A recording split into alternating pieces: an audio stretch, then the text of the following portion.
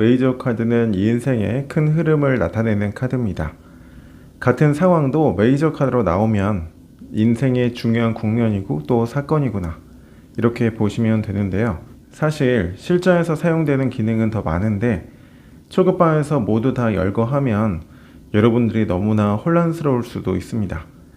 그래서 단순하게 인생에서 중요한 순간, 큰 흐름의 상황이구나, 이렇게 생각하시면 실전에서는 큰 무리가 없겠습니다. 메이저 카드는 크게 인물과 상황이 함께 있는 카드, 그리고 인생을 살아가면서 필요한 개념이나 중요한 원리를 나타내는 카드로 구분되어 있습니다. 주로 1번 카드가 많죠. 자, 오늘은 그 1번 카드들 중에서도 0번 바보 카드부터 5번 교황 카드까지 실전에서 필요한 것만 간단하게 도식화하고요. 그것을 다시 주관적, 객관적인 상황으로 구분해서 공부해 보도록 하겠습니다. 0번 바보 카드입니다. 2강 때 설명드렸던 것처럼 때를 나타내는 태양과 열망을 나타내는 인물의 동작, 그리고 현실적인 여건은 아직 부족한 그 의미의 절벽만 보시면 되는데요. 여기서 주체가 되는 인물은 누굴까요? 당연히 앞으로 나아가고 있는 이 인물이겠죠.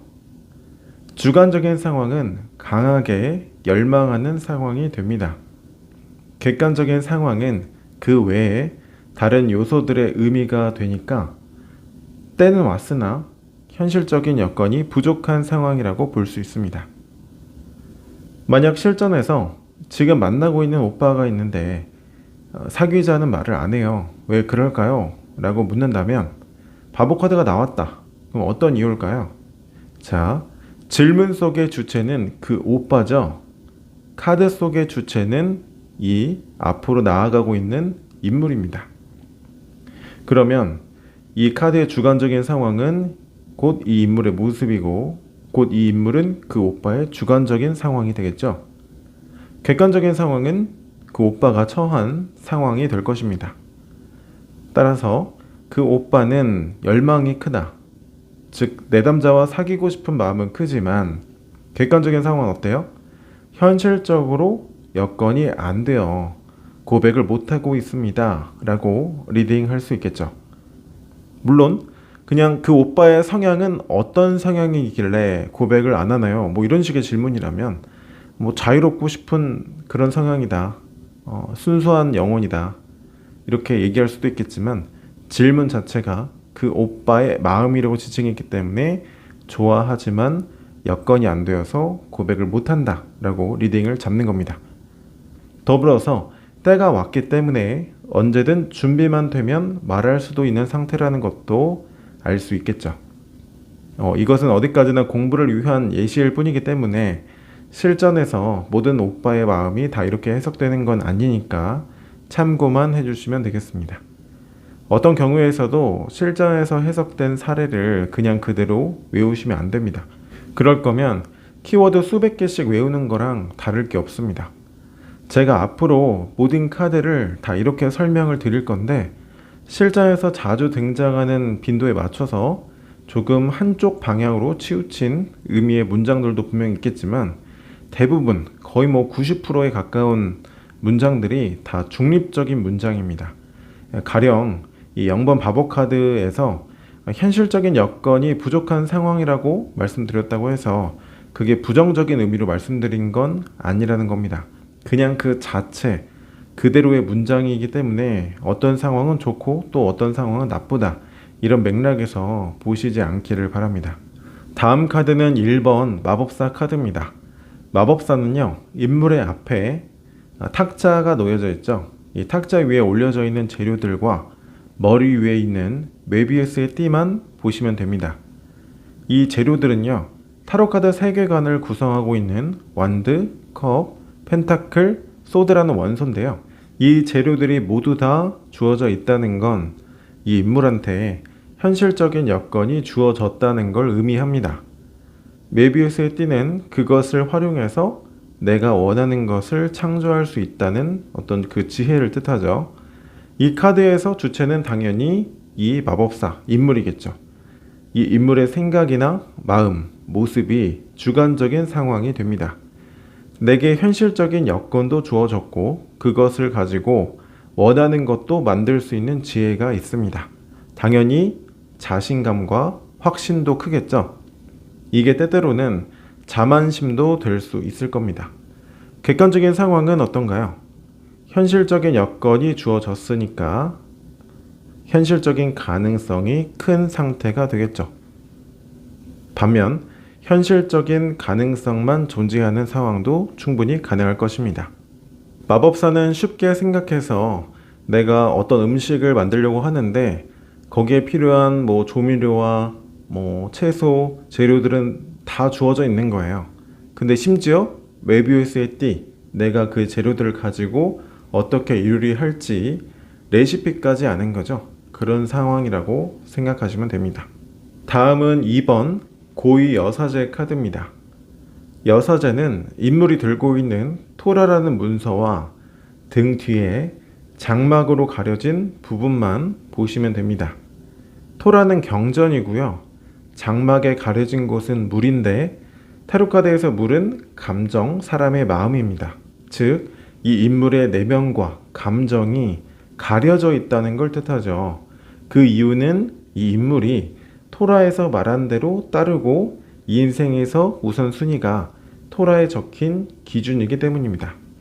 즉, 나의 주관적인 어떤 내면이나 감정보다 외부에 존재하는 객관적인 기준을 따르는 사람이죠.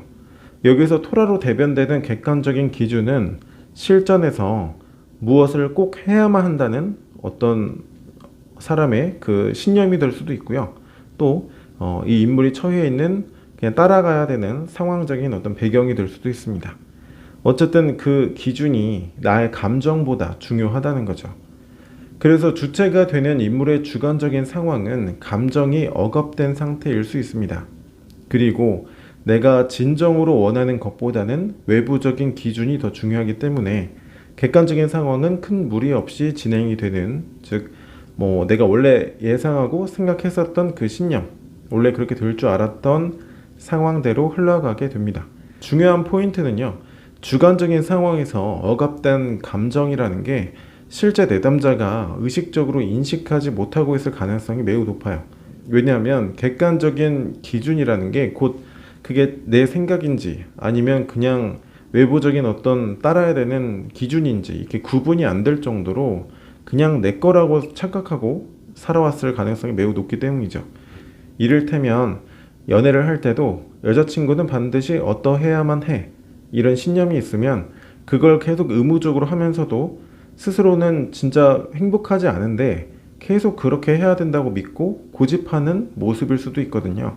이 인물이 따르는 기준이라는 게 반드시 그 외부적인 정황상 해야 하는 어떤 것을 의미할 수도 있지만 그냥 나 스스로 그렇게 해야만 한다고 정해둔 스스로를 힘들게 하는 신념이 될 수도 있습니다. 아무튼 객관적인 상황에서는 나쁘지 않은 흐름으로 이어지게 됩니다. 다음은 3번 여황제 카드입니다. 여황제는 편안한 옷차림과 앞에 풍요로운 들녘만 보시면 됩니다. 들녘은 물질적으로 풍요로운 어떤 결과물이죠. 즉, 이 인물에게 물질적으로 풍요로운 상황이 주어졌기 때문에 당연히 이 주체가 되는 인물의 상황은 편안한 상태가 됩니다. 그래서 여황제 카드의 주관적인 상황은 편안함을 느끼는 상태입니다. 하지만 1인칭의 입장에서 중요한 포인트 한 가지는 내게 주어진 것을 누리는 상황일 뿐 스스로는 만들어내지 못한다는 겁니다. 따라서 자신에게 그 결과물을 주는 대상이 있겠죠. 그 대상의 존재에 대해서 의존도가 매우 높을 수밖에 없죠. 이 말은 수동적이라는 뜻과 같고요. 고민 상황에 따라서 상대방에 대한 어떤 그 소유욕으로 나타날 수도 있는 특징이 있습니다. 주어진 것이라는 점이 중요합니다. 이것은 또 물질적인 영역을 뜻하고요. 돈뿐만 아니라 외모 같은 부분도 포함될 수 있어요. 이를테면 태어날 때부터 아름다운 외모가 주어진 사람이니까 실제 고민 상황에서 실제로 뛰어난 미모를 가지고 있는 인물이 되기도 합니다. 반면 객관적인 상황은 어떤가요? 물질적으로 풍요로운 상황이죠. 주로 결과적인 상황으로 등장한다면 물질적인 질문의 결과로서는 결과물이 주어진 거니까 긍정적일지 모르나 과정에서 이미 풍요로운 상태로 등장한다면 노력할 의지가 생기지 않는 그런 상황이 될 수도 있습니다.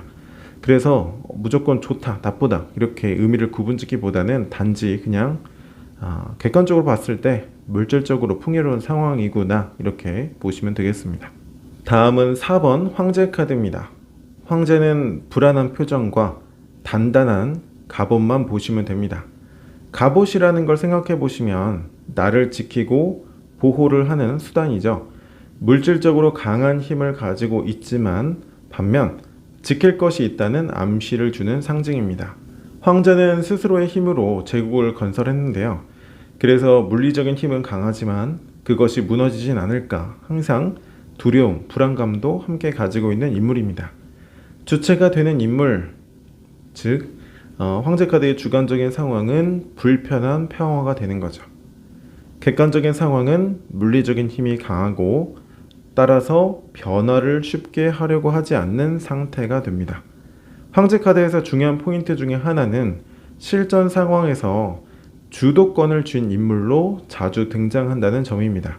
예를 들어서 인간관계의 질문으로 했다고 할 때 황제 카드로 대변되는 실제 그 인물은 실제 그 고민 상황에서 주도권을 쥐고 영향력을 행사하고 있을 가능성이 매우 높습니다. 마치 그 고민 상황 자체가 그 인물한테 자신의 제국 같은 그런 상황인 거죠.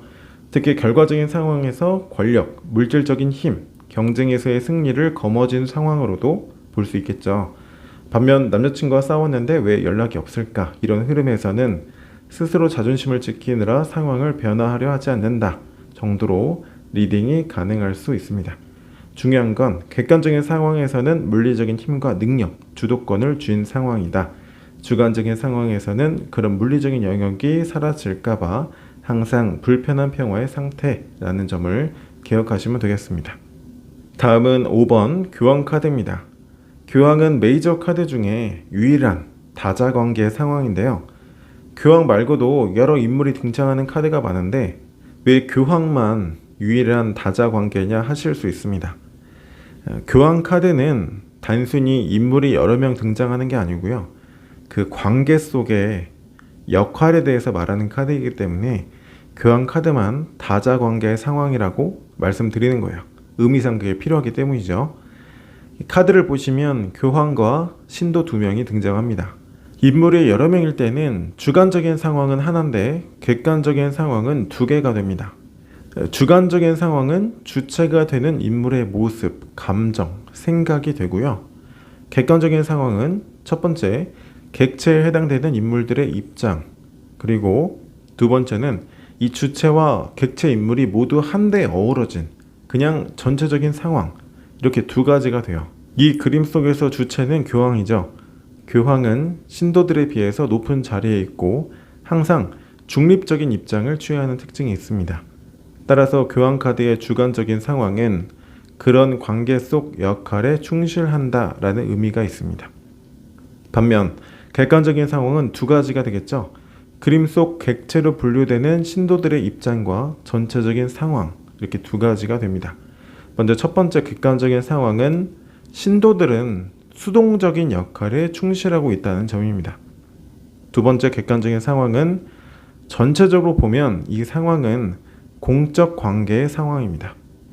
자, 이 의미가 실전에서 어떻게 쓰이냐면요. 예를 들어서 좋아하는 오빠가 있는데 같이 밥도 먹고 커피도 마셨습니다. 그 오빠의 마음은 어떨까요? 그 질문에서의 주체는 그 오빠죠. 이 교황 카드 속에서의 주체도 교황입니다. 따라서 그 오빠는 오빠 동생이라는 그 공적 관계 속에서 자신의 역할에 충실하고 있을 뿐이라는 뜻이 됩니다. 한마디로 선배로서 그냥 좋은 오빠로서 그렇게 해야 될 것 같아서 밥 먹고 또 커피도 마시고 조언도 해준 거지 다른 뜻은 없다는 거죠.